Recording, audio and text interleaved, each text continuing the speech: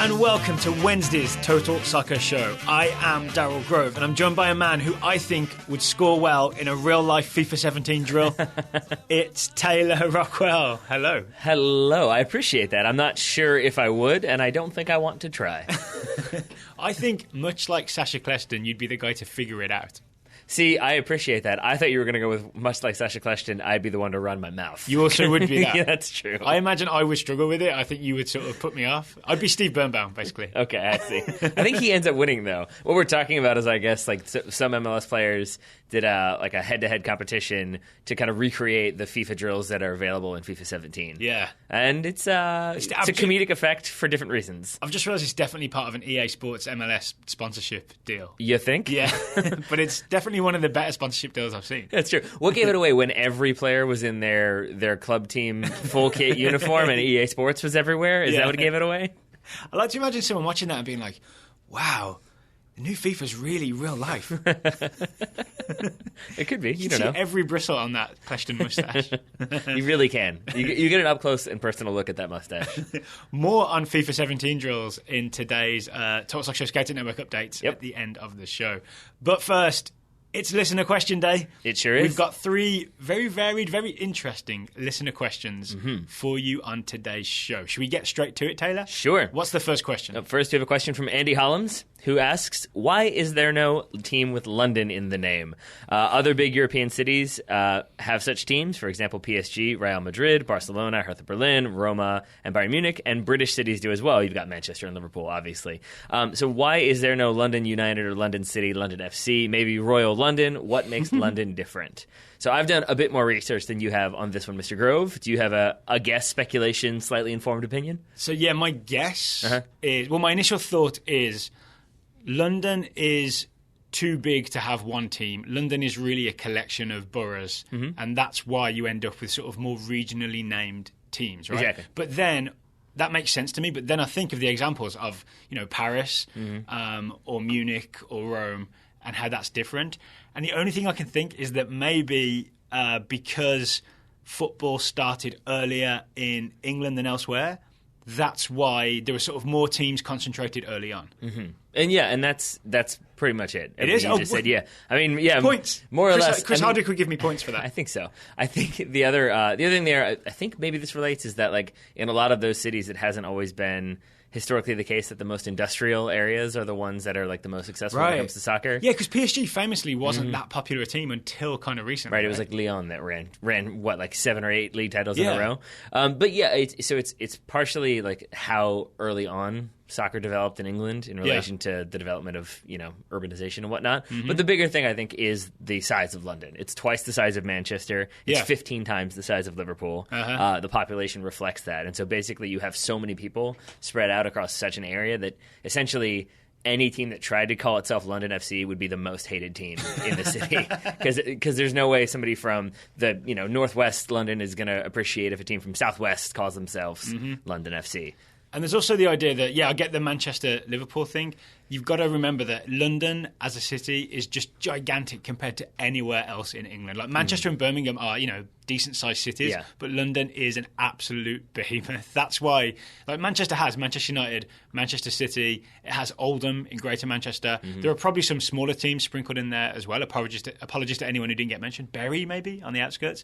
But it's not so large that you can't have one or two teams just named after the city, whereas London is just so big, there's no chance. There's at least 40 or more pro teams in London. Is that right? So with that in mind, you compare that to the other cities you mentioned, Paris and Munich, for example. You don't have that because I think, number one, larger landmass in terms of the country as a whole, you're going to have more population spread. You're still going to have like urbanization, but I think, again, it goes back to you don't have quite as many clubs functioning in that one area, so it's more acceptable for one to be this city proper. And so it makes me think of American sports, right? And you do tend to have like one, in a lot of other sports, you have one franchise per city, right? And then everyone just gathers around that one team. Yeah. And you miss on some of that rivalry, right? You miss some of like going to work the next day and like your co-worker supports the city's other team and you sort of have a bit of banter back and forth. Well, New York New York can handle that one. Yeah, well, we're getting there, right? We got New York City FC and New York Red Bulls. Oh, you're going soccer. Yeah. I meant even just NFL franchises or NBA as well, I guess. So you got Jets and Giants there. So this is the beginnings of it, right? But it's still not the same as 40 teams in one city. Not but quite. I wonder if soccer ever gets to the point here where you've got New York City FC, New York Red Bulls, Cosmos, there it is. And maybe a bunch of other teams. Like eventually there's like too many teams in New York. That would be amazing. I miss the Long Island Rough Riders. I really do. Wouldn't it be great if every borough of New York had a team? Maybe I wouldn't be surprised if they do. If there's some weird like competition once a year where you have all the boroughs represented by the best players, best high school players from their respective boroughs. I bet that exists, and I would enjoy that. We should cover that. There should be some sort of 30 for 30 documentary about the borough champion. If it exists, right? Yes. It may not exist. Yes. Oh no, I've just created it, and now it should exist. If it does, if you live in New York City, please let us know. Is there some sort of inter-borough championship? The Interborough Derby. I love it. Let's do it. Next question. Next question comes from Alex L. Here's a question about 4-4-2 versus 4-2-3-1. Alex wants to know, what happened to the 4-4-2? Mm-hmm. Why was it so popular for so long? How did it work? Why is it now so unfavoured? And how and why did the 4-2-3-1 take over the soccer world? So this has happened in our lifetimes, Tanner, right? 4-4-2 seemed to be what every team played. Suddenly now every team plays 4-2-3-1. Right. I've done the research, but I want to get your guess at this. Yeah, I feel like this isn't fair. That the one that you had to research, you had one question. I have 17 questions in here. From about a city from a country that I'm from. Yeah.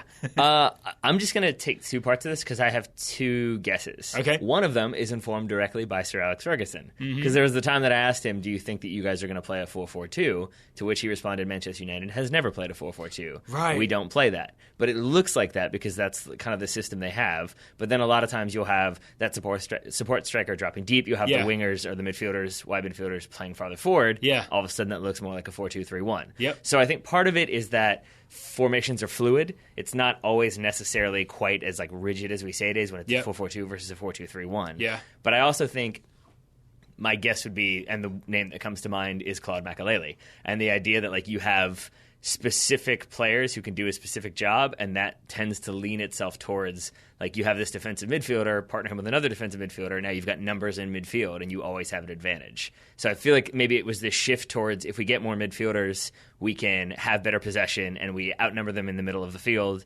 That causes problems for the opposition.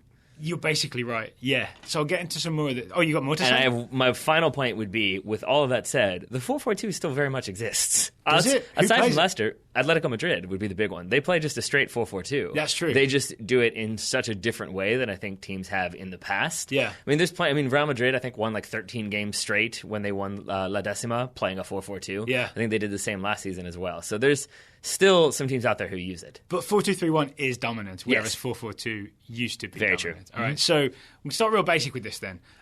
It was so popular for so long, 4-4-2, because it was the best kind of spread, right?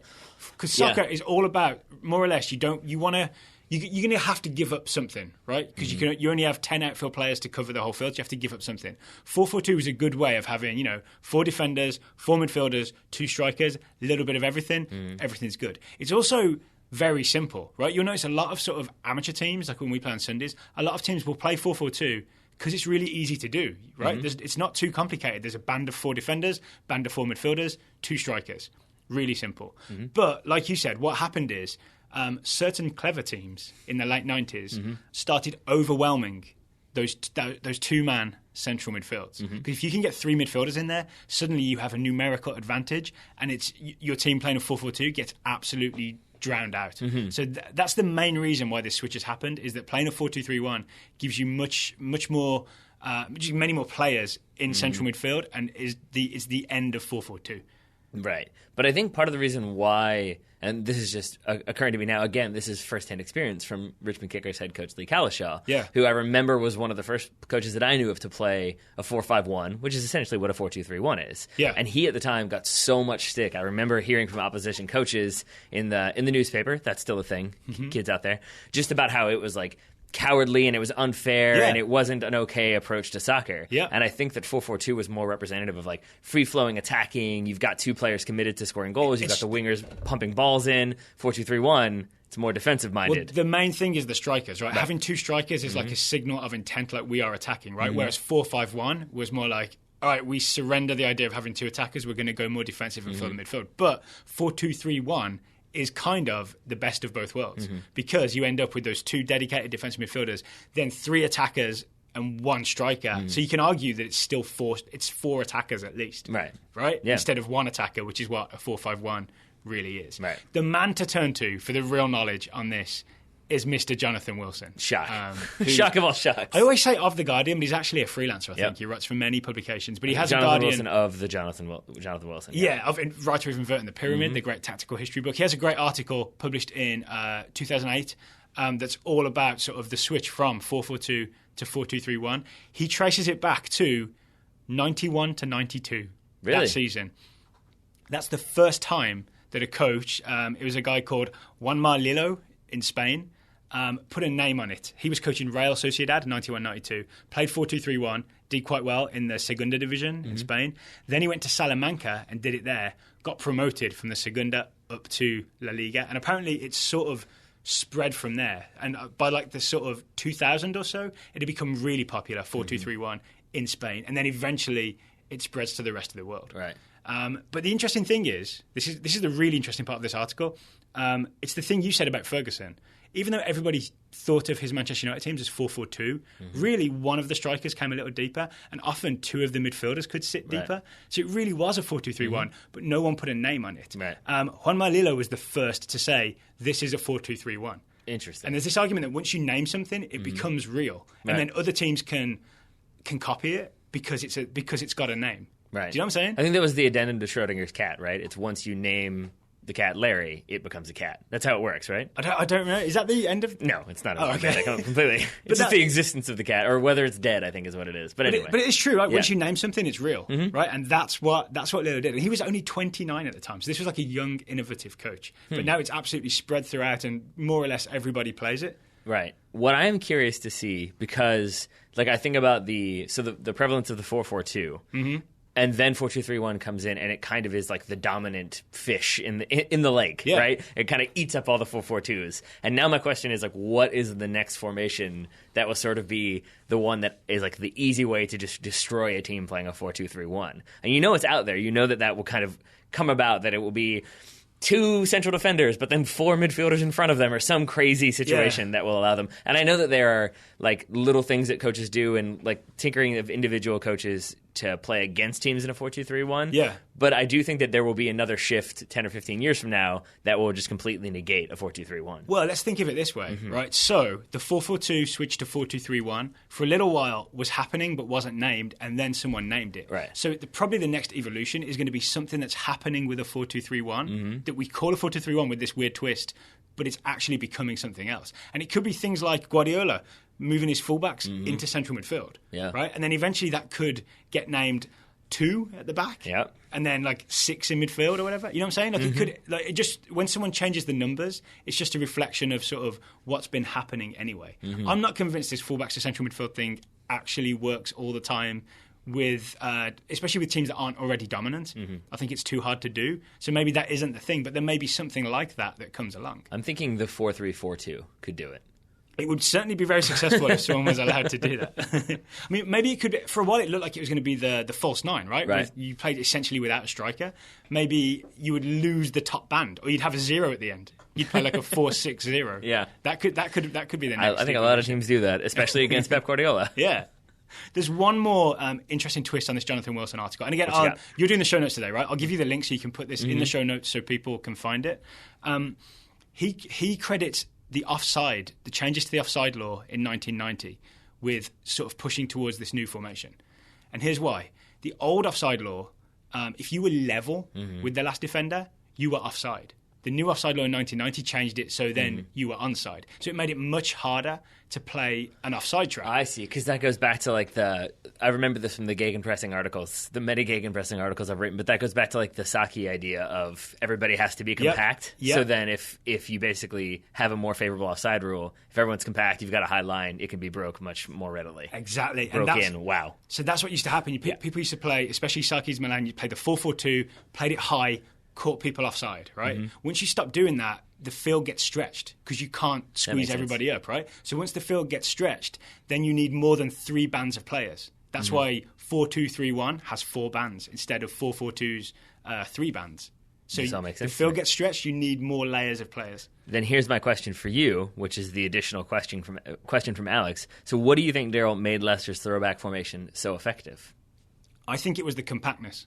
Yeah, and I still don't quite get how they got away with playing a somewhat high line with Wes Morgan and Robert Huth, but it was definitely having like the compactness where they all stayed in almost like I thought of it like a scrunched up ball in the middle of the field, or more like a square, I guess, a piece of Lego that you couldn't penetrate the middle of it, right? And they would let you go outside. That's the reason Leicester did that so successfully. But it seemed to be it was a one-season wonder kind of thing, right? It's not a trend that's going to return. It's just something that Ranieri pulled off for one season. He essentially brought Arrigo Sacchi's tight 4-4-2 back, but somehow did it without having to play offside so much. And I would say, and obviously I'm not trying to be disrespectful to Leicester since they are the reigning Premier League champions. But I think a big part of it was, when we discussed this before about how it was happening, was that teams just kind of also kept underestimating Leicester because, they're in a 4-4-2. Yeah, they've had some good games, but come on, they've scored. And it was sort of like not taking that formation seriously and not taking the talents playing specifically where they were playing. So you have Riyad Mahrez, who can play that 50-yard ball perfectly into the path of Jamie Vardy every single time if you don't pressure him. I feel like it kind of suited them, and while they're being underestimated, allowed them to succeed. I'd say if you look at Atletico Madrid, though, that's more of an example, in my opinion, of a 4-4-2 where they're so drilled and every player knows exactly what they're supposed to do in exactly every situation that's when it's effective, is when it's a 4-4-2, but it's also this guy goes here, this guy goes here, everyone knows their responsibilities. Yeah. So there we are. I think that's my answer. I think both of those, Leicester and Atletico Madrid, sort of overcome the basic problem of 4-4-2, which is the lack of numbers in midfield, by having sort of a compact or well-drilled team of players. Agreed. Yeah, but not everybody can do that. It takes something special to do it. If you're a kind of average team, 4-2-3-1 is the way to go right now. Alrigrity. Well, that leads us to the final question. Steve Renard. Yes. He has a question about soccer strategy versus American football strategy. And I think you are the man to answer it, Daryl Grove. With my deep knowledge of the NFL. Steve says, listening to your Monday show, I was struck by some of the similarities and differences between soccer and American football. In the case of Claudio Bravo playing out of the back in the Spurs v City game, why would you do the same thing with the ball or in defense every single time? We asked the same question, right? Why didn't they mix it up? Because Spurs were pressing Bravo and winning the ball back off City defenders all the time. Right. In American football, one often hears that an offense will use the run to set up the pass or vice versa. Do you understand what that means? I think, does it mean that you'll keep running the ball, as in giving it to your running back and having him run, and then the other team will think, okay, the run's come in, we'll get men forward ready to stop him. Yeah, exactly.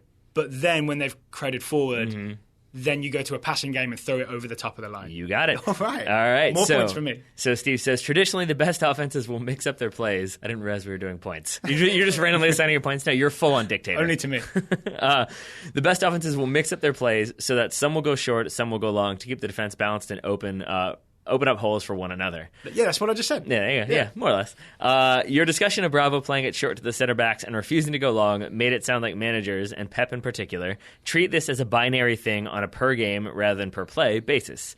Certainly there's a lot more time for planning between plays in American football. I think that might still be an understatement. But wouldn't it make sense to change things up and not do the same thing every time, or am I missing something? Wow, this is kind of a fascinating question. It is. So, yeah, there is the obvious thing of you get stoppages in American football and you can say, okay, here's the play we're running this time, right? So everybody's on the same page, literally in the playbook, of okay, we're going to run it, we're going to run it, we're going to run it. Looks like they're coming in, we're going to pass it, right? Soccer, you can't do that because the ball's constantly in motion. There's never a stoppage where you can literally huddle everybody together and show them a page in a playbook, right? It's impossible. But I guess Steve's already noticed that. What I would say, one thing that doesn't really necessarily relate to exactly what Steve said, but I think is maybe a more fitting analogy, would be, say, with a defensive system, this might not make as much sense for you. But I would say the fairly standard defensive scheme is you have 4 linemen, 3 linebackers, a 4-3 defense. Okay.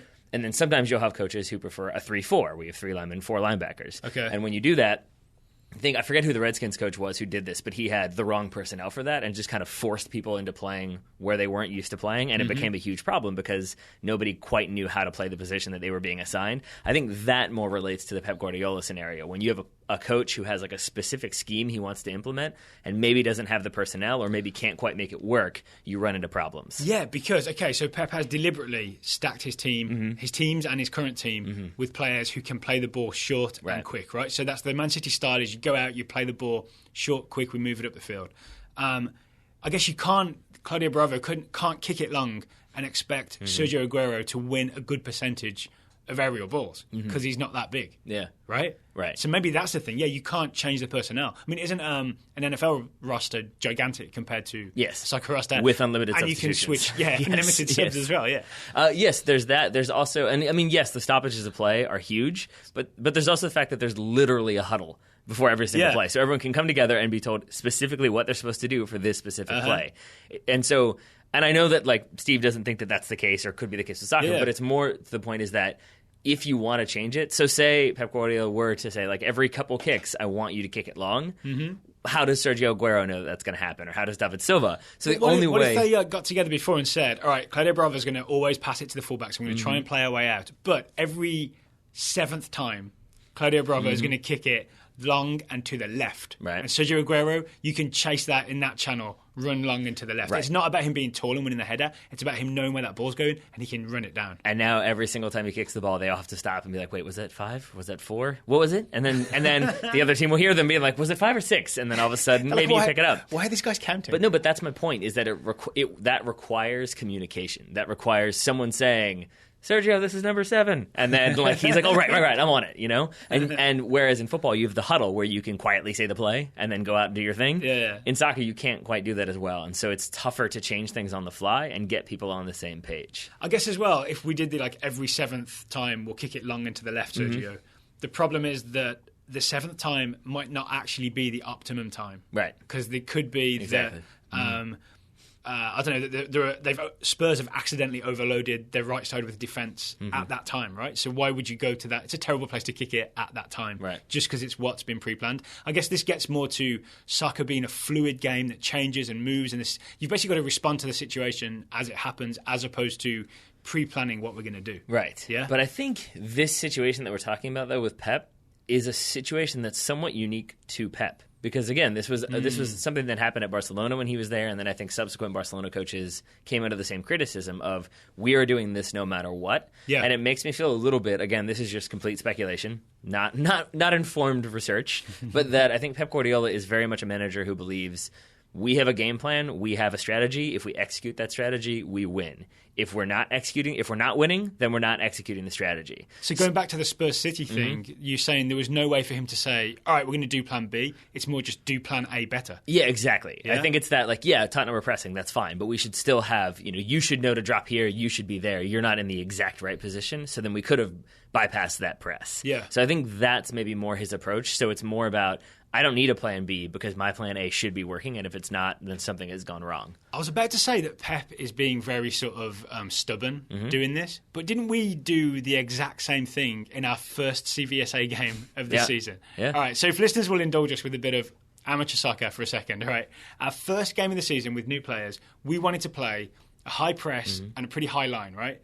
And it started badly because the defence sat a little too deep and the offside line was ragged, and we conceded way too many goals in the first half, right? But we decided at half-time, instead of pulling everybody back, we would just fix the reasons that we saw that this thing wasn't working. And the second half went much better. So it's basically the same thing, right? You just fix the problems instead of starting over. Yeah. The only difference there, We're the same as Pep Guardiola, is what I'm saying. Well, see, here's the difference, in my opinion, is that was because of our own inefficiencies and our own poor play. This is because someone else is doing something. The opposition team has figured out your plan. Yeah. And that's where I think it's incumbent upon the manager to say, this isn't working. We got to change it up. Okay, now we are going to go long. We're going to put in a big forward. We're going to make them change their game plan. Otherwise, it won't work. So we're better than Pep. Yeah, I think so.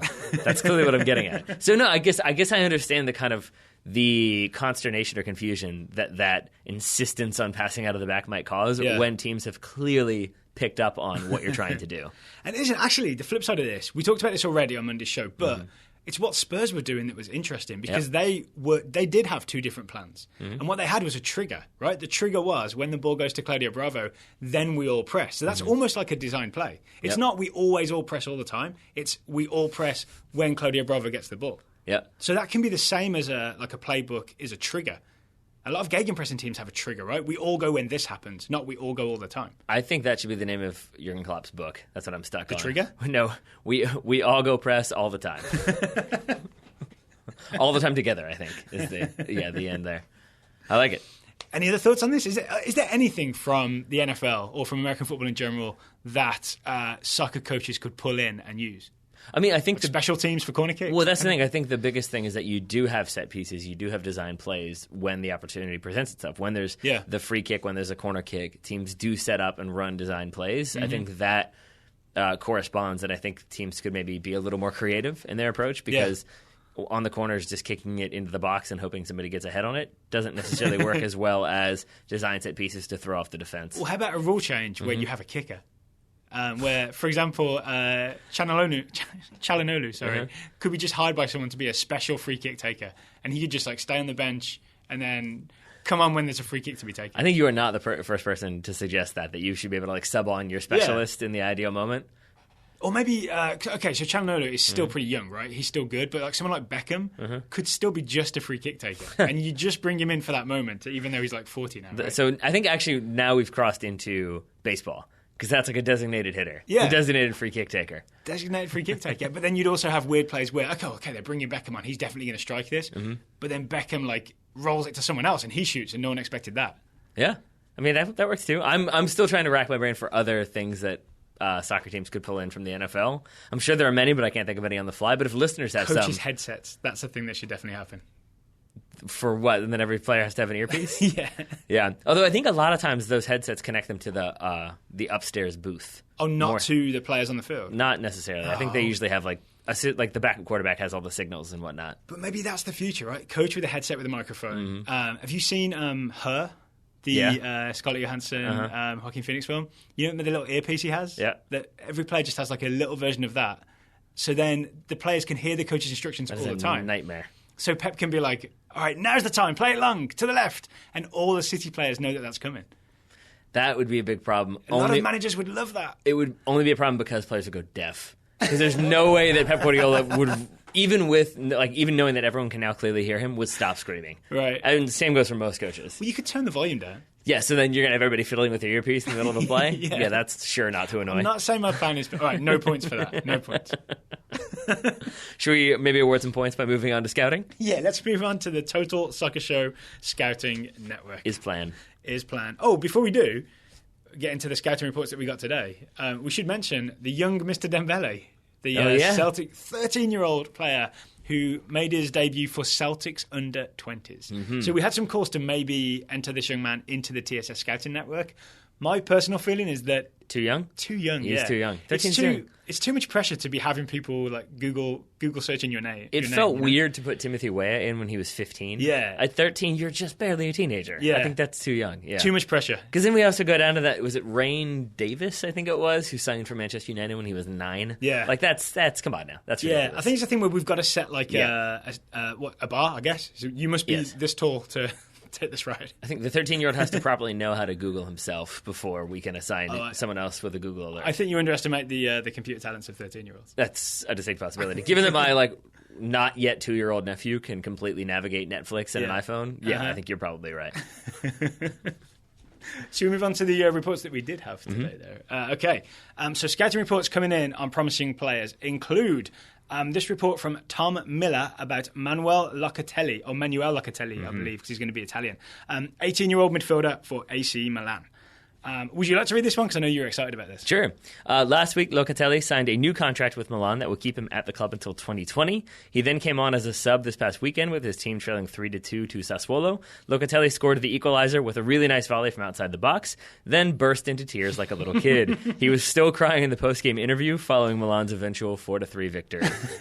I've seen both videos. He is indeed still crying in this post-match interview. You can clearly hear him talking about his family, which is adorable.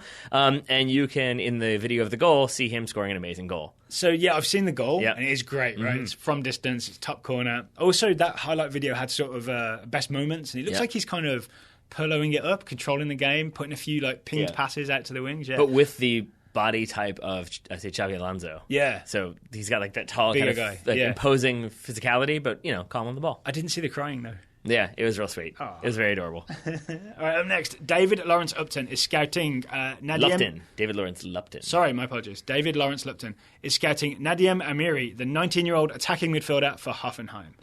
David says that after recovering from a knee injury, Amiri has finally been able to break into the Hoffenheim first team. He's now played in 3 of the club's last 4 games. He hasn't really impacted the stat sheet yet and had a rough time in the last game. Subbing on in the 52nd minute, he was subbed off in the 70th with a head injury that has been called a skull contusion. Schädelprellung in German media. I believe it's pronounced Nanenan Luftballon. I could be wrong. And I believe David was the one who basically wanted to brush up on his German, which is why I think he's included the German phrase in there. Which was, again, Schädelprellung. Yeah, Schädelprellung, of course. Yeah, Nana Luftballon. Was it Nadiem Amiri the sort of Afghan German? Yes, of Afghan descent, but plays for German youth national teams. Oh, yes. right. Okay. Mm-hmm. Up next, Ivor Jersey, scouting Ashley Sanchez. Oh, she's at the World Cup. The U17 World Cup, yes. Yeah. And speaking of that, the US U17s with Sanchez as captain lost to Ghana 2-1 in the group stages of the U17 World Cup. Sanchez had a decent strike that was saved onto the crossbar, but did not end up in a goal. And the team couldn't end up getting level or winning, and thus they now have 3 points. They play group leaders Japan in their final game. Ghana still play Paraguay, so the United States will definitely need a result against Japan or hope that Ghana somehow loses to Paraguay. So the US beat Paraguay, lost to Ghana. Exactly. Needs a result against Japan. All right, but I think beat crossed. Paraguay so badly that Ghana would absolutely have to destroy Paraguay if they both win. But fingers crossed for the US Under-17s. Indeed. It's in Jordan, I believe, the Under-17 World Cup. I know that because they released a video of Jordan in Jordan. Okay. There's a player named Jordan. That makes sense. Up next, Julie Nishimura-Jensen is scouting Alan Halilovic, the 20-year-old midfielder for Hamburg, one of my favourites. Mm-hmm. Under former coach Labadia, Halilovic, hadn't been getting many minutes, I noticed, or even appearing in many games. However, with new manager Gistol coming in, Halilovic seems to be back on track. Mm-hmm. He was subbed on for Bobby Wood in the 60th minute in Hamburg's 2-0 loss to Hertha Berlin this past weekend. Julie hopes that our favourite muscly Croatian midfielder can help turn things around for his club, since they are currently last in the Bundesliga. I'm not sure, Daryl, but I think that's bad. I think that is bad. I think you probably don't want to be last in the Bundesliga. No, I mean, this concerns us, right? Because it's Bobby Wood's team. I was really looking forward to a Halilovic-Bobby Wood connection where Halilovic was like duking a couple of defenders and slipping a ball through. Bobby Wood scores. That's how it's supposed to I'm go. assuming the connection you were hoping for was not them high-fiving as Bobby Wood comes off. Is that what happened? That's what happened. He subbed on for Bobby Wood. Yeah, not great. But we'll see what happens. Keep those reports coming, Julie. All right. And final report comes from Michael Lazar, scouting Jordan Morris. Michael sends us what he calls, quote, maybe the most important scouting report of the year, Jordan Morris's real-life simulation of FIFA drills. This is what we talked about at the top of the show. Michael adds that the most fun and insightful moment is when he gets frustrated during the third shooting drill, which is kicking through a tire. The ball bounces back, he attempts to kick it with his left foot, and falls over. Oh, Jordan's left foot. Yeah. But we know that Jordan Morris's left foot works, right? Because he scored that goal with it recently. We do. So at least there's that. It just doesn't work against tyres. No. So if he ever needs to kick the tyres of his car, Jordan, I guess still use the left foot because you don't want to damage the right foot. Yeah, exactly. Yeah. But we also do now know that that left foot maybe doesn't work as well as Steve Birbaum and Sasha Kleshten's left feet or right feet, for that matter, because they were very good at these drills. Yeah. If you can picture this, it's you've got a goal, and the goal's like blocked with a couple of like cones and a board, right? But then you have a tyre rolling across in front of you, and you've got to shoot the ball through the middle of the tyre. It's a giant tyre, right? Imagine the biggest truck you've ever seen. Yep. You have to go through the middle of the tyre into the goal. Gravedigger. Is that one of the big... Okay, yeah. Monster trucks? One of the big trucks? Yeah. Oh, yes. I don't know. So you've got to go through the tyre... Truckosaurus. through the Truckosaurus tyre and into the goal. Yeah. Sasha Kleshten was magnificent. Steve Birnbaum was surprisingly good.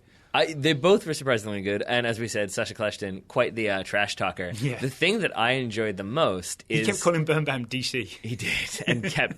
Yeah, trashing DC. Like when they were doing the shooting drill, it was all about like, this is me scoring on Bill Hamid as you try to chase me down from behind. Yeah. The thing that I enjoyed the most though in watching these videos is basically what it did was make me love Sasha Kleshten all the more. Really? Not for any of that, but because in the rolling tire segment, he figures it out. Yes. Because every other player is just trying to drive it through the tire because they think, like, if I get the trajectory right, I'll send the ball through, and that's all that matters. Yep. Kleshten... And everyone clips the inside as they do. They either miss the tire altogether or they clip the inside. Yeah. And his first one, I think he goes for power and immediately hits it off the tire. And the next two, he just delicately gets close to it and chips it through, and then the ball slowly rolls into the goal, but because you get points for scoring a goal, it still counts technically. Oh, he puts a bit of spin on it as well, right? So it's got like, it chips through. And I think he puts backspin on it so it doesn't go too high. Yeah. It chips through and then it rolls to the left and goes in at the far post. And you can just see Birnbaum's sinking face as he realized that Kleshton has figured this drill out. So it's that cleverness on the fly that I appreciate. Birnbaum is the one who has to keep rolling the tire towards him, and every time he's like, oh no, he's got it. Yeah, and my second favorite moment of the drill is when it's Kleshton who has to lift the thing up so that the tire rolls down, and I think Birnbaum just says, like, you okay there, little guy? Because it seems like you're struggling lifting that one. Well, we'll see both of those guys in action for the US against Cuba on Friday, 4 o'clock Eastern. It's on ESPN. We'll be back on Thursday with a sort of preview of USA versus Cuba. We will, but right now I'm saying specific prediction for that game: Sasha Kleshton ball in, Steve Birnbaum header goal. Boom. The combination, the FIFA combination, it's going to happen. No, it'll be Birnbaum rolls a tyre across the front of goal. Slightly more controversial. Sasha Kleshton runs in and chips it. It's a more innovative approach. That's what that's how you break down a 4-2-3-1. You just roll a giant tyre through the field. Giant gravedigger tyre. Yeah, perfect. If you would like to join the Total Soccer Show Scouting Network, you can go to totalsoccershow.com/subscribe. You help us, you support the show, keep the shows coming.